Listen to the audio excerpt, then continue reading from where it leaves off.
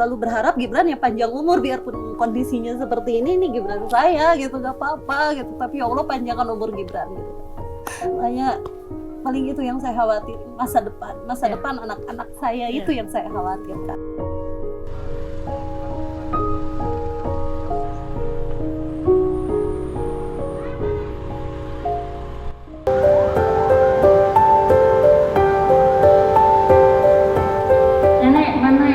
Rasakan sakit nih.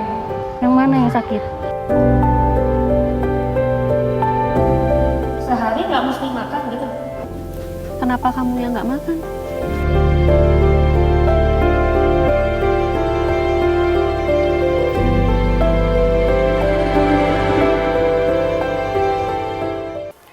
Seorang ibu pasti akan melakukan berbagai cara untuk kehidupan dan juga kebahagiaan sang anak. Meskipun sang anak dalam kondisi apapun dan juga bagaimanapun.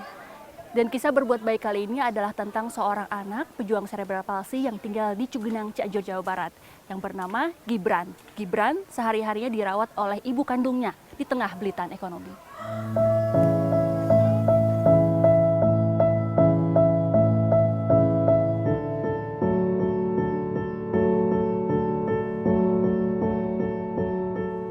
Suasana Cugenang Cianjur pagi ini jauh berbeda dengan suasana saat gempa pada 21 November 2021 lalu. Warga masih mengingat jelas musibah yang meluluh lantakan rumah mereka di sekitaran Sesar Cugenang. Pikiran Eneng Susanti masih melayang.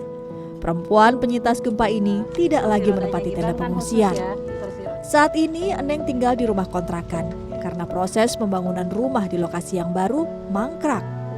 Eneng pun sendirian merawat anak-anaknya karena ia tidak lagi memiliki suami. Gibran adalah anak kedua Eneng yang kini berusia 8 tahun. Seperti anak-anak lain, Gibran memiliki fisik yang lengkap. Namun bocah malang ini tidak terlihat baik-baik saja. Gibran adalah anak penyandang serebral palsi. Saat berusia 1 tahun, Gibran mengalami demam tinggi. Dokter memvonis bocah malang ini memiliki masalah pada bagian otak. Jenis spastik yang diderita membuat Gibran tidak mampu beraktivitas seperti anak-anak lain. Selama masa perkembangan dan pertumbuhan, otot-otot tangan, kaki, dan badan Gibran kaku dan tegang. Bahkan tidak bisa digerakkan sama sekali. Gibran juga kerap mengalami kejang. Gibran tidak bisa mengucap satu kata pun. Ia juga jarang menangis, yang keluar dari mulutnya hanya sesekali erangan. Dengan kondisi seperti ini, sudah pasti Gibran amat membutuhkan kehadiran sang ibu. Dari indera pendengarannya, terus matanya, ini gimana Bu? Kalau indera pendengaran, Gibran pernah tes BERA ya. Alhamdulillah pendengarannya itu normal. Tapi kalau untuk penglihatan, Gibran itu kata dokter blind optikal gitu ya. Jadi bagian kornea matanya itu normal. Tapi otak yang menerjemahkan apa yang dia lihat itu gak berfungsi. Jadi Gibran gak bisa melihat. Seberat apapun hidup yang dijalani, Eneng selalu berusaha menjadi ibu yang terbaik untuk kebahagiaan anak-anaknya saat ini dan kelak. Ibu sempat bilang ya Bu ya, apapun kondisinya ini Gibran saya gitu. Iya. Itu gimana sih Bu? Itu apa yang Ibu rasain sekarang itu? Jadi gini ya, ceritanya saya itu kan berobat dari berbagai rumah sakit ya. Kalau kata dokter spesialis anak yang rawat Gibran dari nol ya, dari pertama kali sakit sampai sekarang, dia udah wanti-wanti dari bayi, Bu, kondisi anak ibu tuh seperti ini, bakalan tumbuh jadi anak istimewa, jadi anak disabilitas. Jadi ibu harus siap, kata dokternya gitu. Ibu jangan berharap Gibran bisa normal, kata dokter. Biarpun Allah itu nggak ada yang nggak mungkin gitu ya. Dan saya mah sebenarnya untuk saat ini udah pasrah kondisinya Gibran seperti ini gitu kan. Kondisinya Gibran seperti ini, saya udah pasrah kok. Gibran ibaratnya Gibran nggak bisa jalan, Gibran nggak bisa bicara, Gibran nggak bisa makan sendiri, Gibran hidupnya bergantung sama saya gitu ya. Pokoknya ini Gibran saya, nggak apa-apa dia nggak bisa jalan, nggak apa-apa dia nggak bisa bicara, nggak apa-apa dia nggak bisa makan sendiri, nggak apa-apa dia harus tergantung terus hidupnya sama saya, nggak apa-apa ini. kondisi anak saya gitu kan. Kondisi anak saya emang seperti ini gitu. Tapi sebisa mungkin ya saya rutin gitu, cek kesehatannya gitu kan. Ya terapi juga gitu kan. Saya usahain sebisa mungkin gitu kan, dengan segala keterbatasan, ibaratnya jujur ya, maaf, dengan segala keterbatasan dana dan waktu. Meski hati Neng sangat ikhlas memiliki anak yang tumbuh dalam kondisi tidak sempurna, ada satu kekhawatiran. Neng tidak bisa membayangkan Gibran hidup sendirian. Masih ada yang khawatirin nggak sih Bu tentang Gibran sekarang, terus ke depannya kayak apa, kalau sudah besar bagaimana atau gimana Bu? Yang saya khawatirkan sekarang sebenarnya bukan Gibran, tapi nasib tetehnya Gibran. Kenapa saya mengkhawatirkan kakaknya Gibran ya? Karena yang suatu saat nanti saya tua gitu ya, yang bakalan sama Gibran itu ya dia gitu kan. Kalau seandainya dia gak sukses, gimana dia bisa istilahnya membimbing Gibran gitu, sedangkan dia aja gitu kan. Yang saya berharapnya tetehnya Gibran itu sukses berpendidikan gitu, supaya nanti ada gitu ya buat Gibran gitu. Bisa nemenin Gibran, bisa merawat Gibran. Iya. Soalnya kan suatu saat nanti saya pasti tua gitu. Sedangkan Gibran itu, dan demi Allah biarpun Gibran kondisinya seperti ini, saya gak pernah sekalipun gitu mikirin supaya Gibran itu diambil sama Allah gitu ya. Saya gak pernah berpikir seperti itu. Saya selalu berdoa, ya Allah panjangkan umur Gibran. Saya gak pernah sekalipun bilang ya udah ya Allah ambil aja gitu. Saya gak pernah. Saya selalu berharap Gibran ya panjang umur, biarpun kondisinya seperti ini nih Gibran saya gitu, gak apa-apa gitu. Tapi ya Allah panjangkan umur Gibran gitu. Makanya paling itu yang saya khawatirin, masa depan anak-anak saya itu yang saya khawatirkan. Meski cerebral palsy tidak bisa disembuhkan, ada kegiatan yang dijalani Gibran setiap hari di rumah, seperti terapi fisik untuk peregangan dan mengurangi kekakuan pada otot tubuh Gibran. Juga pada saat jam makan tiba, karena kesulitan mengunyah dan menelan, Gibran mendapat asupan nutrisi dari susu dan makanan yang bertekstur lembut seperti bubur. Gibran juga harus disuapi pelan-pelan agar makanan bisa masuk ke dalam kerongkongannya.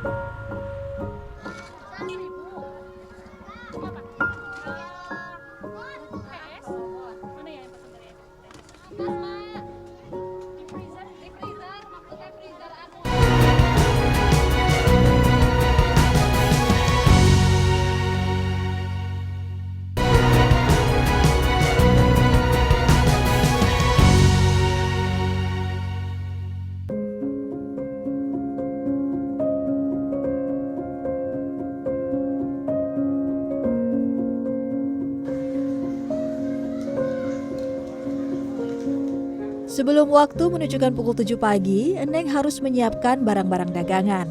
Makanan olahan seperti odeng, crab stick hingga bakso ikan disajikan dengan tusukan seperti satai. Sebagai satu-satunya tumpuan keluarga, Neng harus pintar memutar otak. Untuk memenuhi kebutuhan ekonomi setiap hari, Neng berjualan makanan ringan tepat di depan kontrakan rumahnya yang juga berada di samping SD Negeri Pasir Muncang Cianjur. Berjualan jajanan anak sekolah diakui Neng praktis karena ia tidak perlu pergi jauh meninggalkan Gibran. Bel sekolah belum berbunyi, namun suasana di samping sekolah ini seperti pasar rakyat. Beberapa pedagang makanan ringan ramai didatangi murid-murid, termasuk tempat berjualan Neng. Pada saat jam istirahat dan pulang sekolah, lapak dagangan ibu 3 anak ini juga tidak pernah sepi pembeli.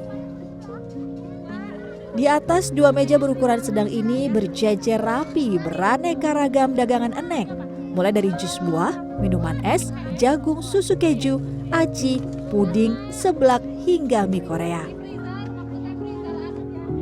Hal yang selalu disyukuri Neng adalah bisa mendapatkan hasil dari jerih payahnya hari ini. Penghasilan bersih yang ia terima sekitar Rp100.000, jumlah yang mungkin tidak banyak bagi sebagian orang, namun setidaknya uang ini cukup untuk makan keluarganya dan ongkos sekolah anak sulung Eneng yang kini duduk di kelas 2 SMA. Setelah selesai berjualan, Eneng masih lanjut bekerja. Ia melayani jasa titip beli sayuran ke pasar, pesanan beberapa tetangganya di desa. Saat mengantarkan barang belanjaan, Eneng tidak bisa meninggalkan Gibran sendirian di rumah. Kemanapun ia pergi, Eneng kerap menggendong Gibran menggunakan kain sambil mengendarai motor. Di sela-sela menjalani aktivitas, Eneng selalu menyempatkan diri untuk menjaga warung milik sang adik. Eneng mengaku rezeki dari sang pencipta seperti tidak berpintu, yang bisa datang kapan saja dan dari mana saja. Kebahagiaan Eneng bukan tentang berapa nominal uang yang didapat, namun bisa melihat Gibran dan anak-anaknya sehat. Kebutuhan Gibran tuh buat berobat ya Bu ya? Tadi Ibu bilang apa kebutuhan Iya. untuk berobat? Iya, kebutuhan berobat, kebutuhannya jujur ya buat anak spesial seperti Gibran, kebutuhannya pun spesial. Istilahnya anak usia 9 tahun masih pempes aja gitu sehari sampai 5 atau 6 gitu kan. Apalagi susu kayak gitu ya, makan. Kalau Gibran kan nggak bisa makan makanan orang normal seperti pada umumnya gitu kan. Dalam seminggu, setidaknya 2 kali Gibran menjalani pemeriksaan ke dokter spesialis anak untuk memantau kondisi kesehatannya. Sayangnya, ketika kami datang, dokter yang merawat Gibran sedang cuti. Namun Eneng tidak pernah patah semangat mengajak Gibran berobat. Rencananya pekan depan ia akan kembali memeriksakan buah hatinya ke klinik ini.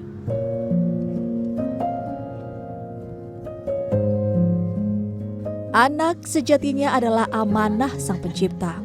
Bagaimanapun kondisinya, Eneng yakin Tuhan selalu memberikan kekuatan untuk bisa menjalani kehidupan bersama keluarga dengan bahagia.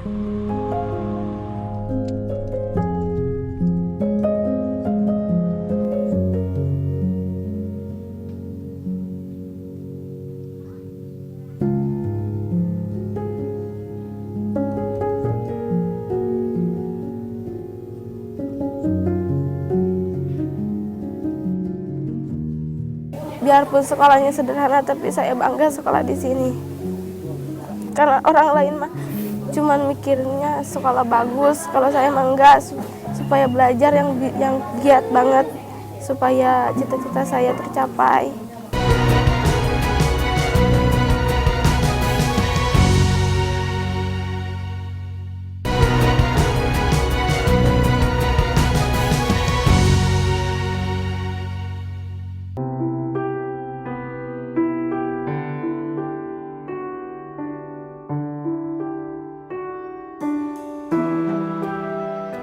Bagi kebanyakan orang, sapu ijuk mungkin hanyalah sebatas peralatan untuk bersih-bersih rumah ataupun untuk ruangan lainnya. Tapi bagi Ahmad Jamaluddin, sapu ijuk adalah bagian dari kehidupannya. Dan luar biasanya lagi, dari hasil penjualan sapu ijuk, ia manfaatkan untuk membangun sekolah gratis di Pancuh Tilu, pesisir Cianjur.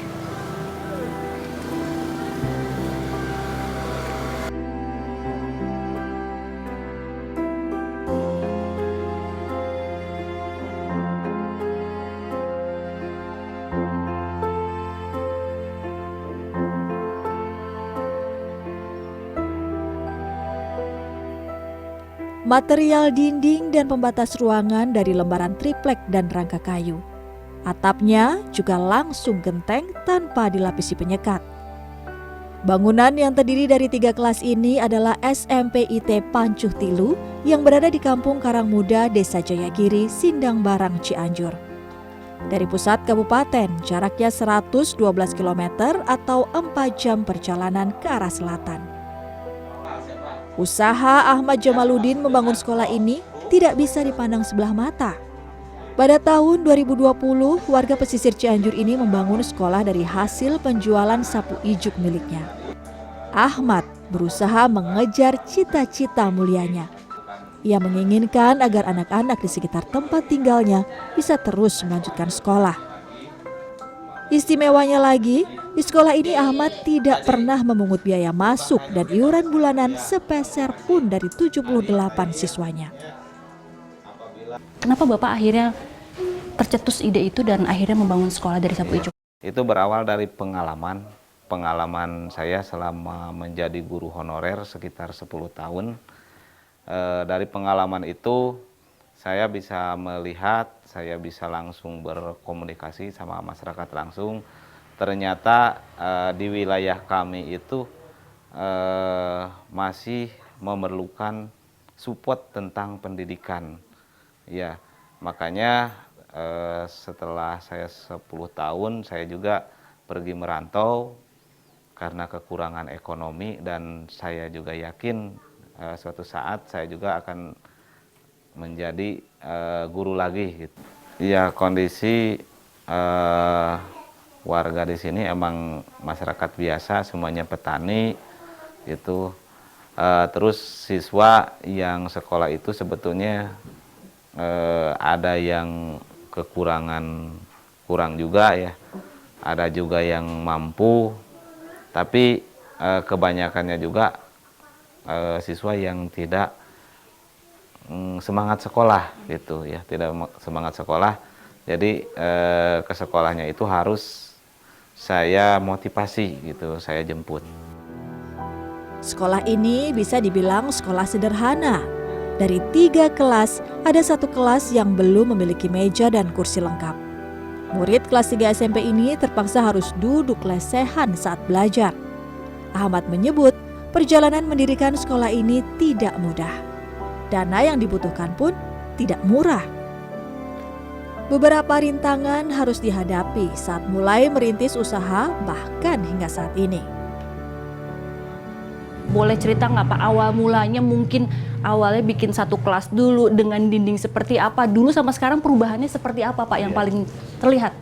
Itu kalau uang langsung banyak itu emang susah. Itu kalau saya jual sapu langsung ke sini, akhirnya emang sedikit saya juga ada pinjaman dari tetangga, bahkan saya juga yang pinjam uang juga ke istilahnya itu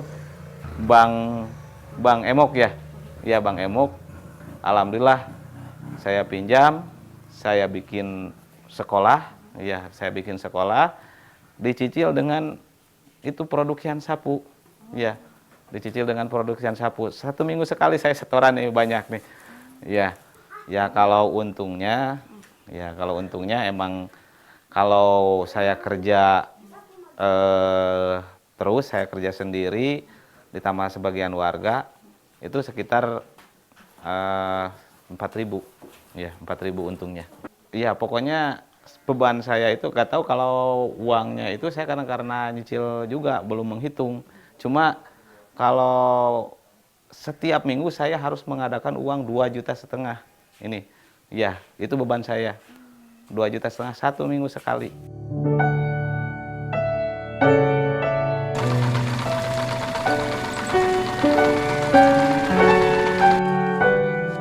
Pohon aren yang tumbuh subur di sekitar pesisir Cianjur dijadikan peluang usaha Ahmad sejak 2014.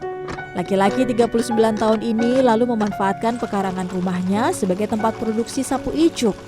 Dalam sehari, Ahmad mampu memproduksi sekitar 100 batang sapu ijuk untuk memenuhi permintaan pasar di Cianjur. Perajinnya adalah para tetangganya sendiri. Ahmad juga mengajarkan siswanya membuat sapu ijuk agar mereka bisa memproduksi sendiri untuk membantu ekonomi keluarganya masing-masing. Semangat belajar Hesti patut diacungi jempol. Murid kelas 1 SMP IT Pancuh Tilu ini tidak pernah mempersoalkan jarak sekolahnya yang jauh atau bangunannya yang seadanya.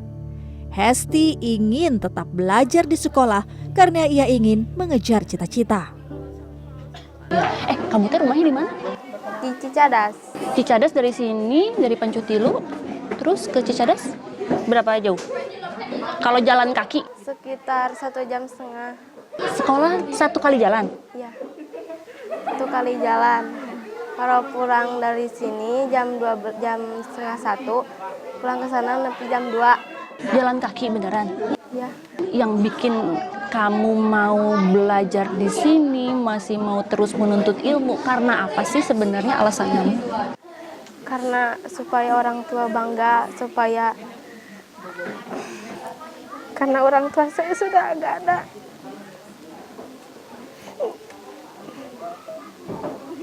Saya cuma punya bapak, ayah. Saya pengen ayah saya bahagia.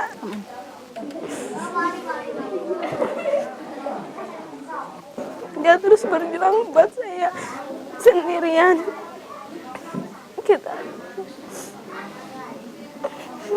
Dia terus bekerja buat saya bisa sekolah dan menggapai cita-cita saya. Ayah kamu kerja apa? Boleh tahu? Petani.